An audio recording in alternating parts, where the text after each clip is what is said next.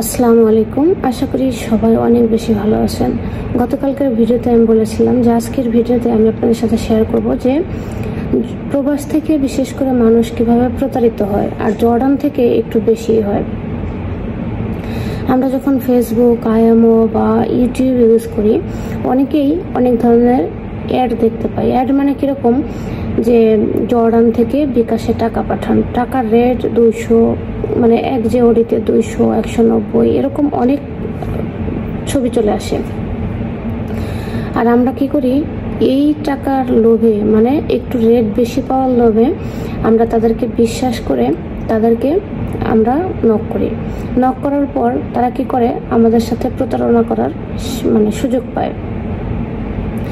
কারণ হচ্ছে এইখান থেকে এরকম কোনো ওয়ে নাই যে আপনি এত টাকা রেট পেতে পারেন, আর এটা সম্পূর্ণ অবৈধ।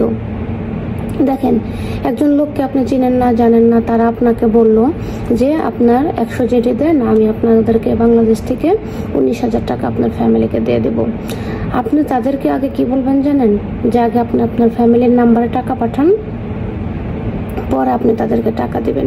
তা না হলে কি হবে, ধরেন প্রথম অবস্থায় তারা কিছু কিছু টাকা দিয়ে হয়তো আপনার বিশ্বাস অর্জন করবে, কিন্তু পরবর্তীতে তারা কিন্তু আর আপনার কাছ থেকে বেশি টাকা নিয়ে ভাগার সুযোগ পাবে।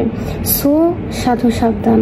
কারণ হচ্ছে যদি আপনারা সাবধানতা অবলম্বন না করেন, তাহলে কিন্তু আপনাদের পুরো 1 মাসের স্যালারি চলে যাবে।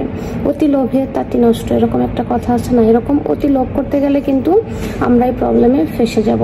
আবার অনেকেই দেখবেন কি, অ্যাড আসে, মোবাইলে একটা ভিডিও দেখতেছেন, ওইখানে একজনের একটা ভিডিও চলে আসলো, যে বা একটা পোস্ট চলে আসলো যে প্রবাসীরা কি বাড়ি তৈরি করতে চান কিনা, আমরা 4 লাখ 5 লাখ টাকায় বা বিনা সুদে বাড়ি তৈরি করে দিচ্ছি।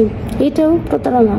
কেননা এই কারণে বললাম প্রতারণা। ধরেন আপনার বাড়ি এক জেলাতে, অন্য জেলার মানুষ যখন আপনার এলাকায় এসে বাড়ি তৈরি করে দেবে, তার কিন্তু অনেক ধরনের প্রবলেম ফেস করতে হবে। কারণ ফার্স্ট হচ্ছে এলাকার পারমিশন লাগবে, এলাকার অনেকে এটা করতে দেবে না, এলাকার যে ঠিকাদার আছে তারা করতে দেবে না। সো এইসব বিষয় নিয়ে আমাদেরকে সতর্ক থাকতে হবে। কারণ হচ্ছে তারা বলে কি, যে আপনাদেরকে 5% ইন্টারেস্টে, বা দেখা গেছে যে 40% ডাউন পেমেন্ট, আর বাকি টাকা আপনারা পরবর্তীতে কিস্তিতে দেবেন, এইসব বলে তারা আপনাদের কাছ থেকে টাকা হাতিয়ে নেওয়ার চেষ্টা করে। আপনি যদি তাদেরকে 1000 টাকাও দেন, দেখবেন কি এই টাকাটাই আপনার গচ্চা যাবে, মানে এই টাকাটাই আপনার মার যাবে।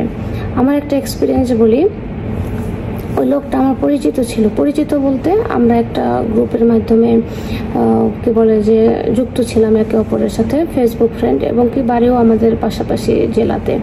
সো ওই ভাইয়ের সাথে একদিন কথা বলে যে আমার একজন এরকম ড্রয়িং করার জন্য, মানে আমরা যখন বাড়ি তৈরি করলাম তার আগে ড্রয়িং করার জন্য একজন লোক লাগবে। তো বিভিন্ন জনে বিভিন্ন টাকা চাইলো। পরে ওই ভাইয়া একজনকে রেফার করলো। তো আমি ওনার ফেসবুক পেজ দেখলাম, ওনার যে কাজ করে সেগুলো দেখলাম, ওনার অফিসের অ্যাড্রেস দেখলাম, সব কিছুই ঠিক ছিল।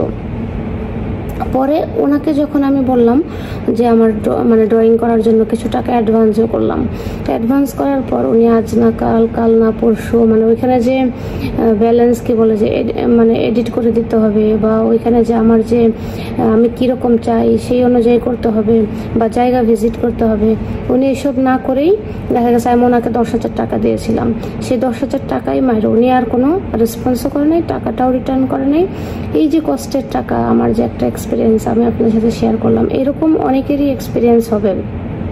আমার পরিচিত এক আপুর সাথে কথা বলে বুঝলাম যে ওনারা এরকম কম টাকায় লোন পাওয়া যায় জেনে তাদেরকে নক করেছে। তারা আজকে 5,000, কালকে 2,000, কালকে 10,000 এরকম করে টাকা শুধুমাত্র নিয়েই চলেছে, কিন্তু তারা কিন্তু আর লোনটা স্যাংশন করে দেয়নি, মানে লোনটা পাস করিয়ে দেয়নি। কারণ কি জানেন, বাড়ি করার জন্য লোন করতে গেলে কোনো ব্যাংকে আপনাকে প্রথম অবস্থায় লোন দেবে না।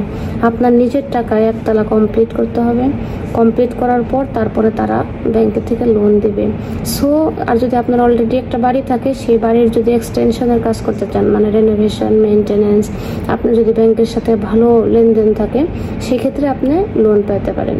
তাছাড়া যে নর্মাল আমাদের মতো একজন মানুষ যাবে ব্যাংকে, কোনো ট্রানজ্যাকশন নাই, লোন পাবে, এরকম কিন্তু কখনোই হয় না। সো এই যে এইভাবেই হচ্ছে প্রবাসীরা প্রতারিত হয়। সো আপনারা যারা প্রবাসে আসতে চাচ্ছেন বা আসছেন, আপনারা এইসব ব্যাপারগুলো থেকে সাবধানে থাকবেন, তা না হলে কিন্তু প্রতারণা হওয়ার সুযোগ পাবে প্রতারকরা।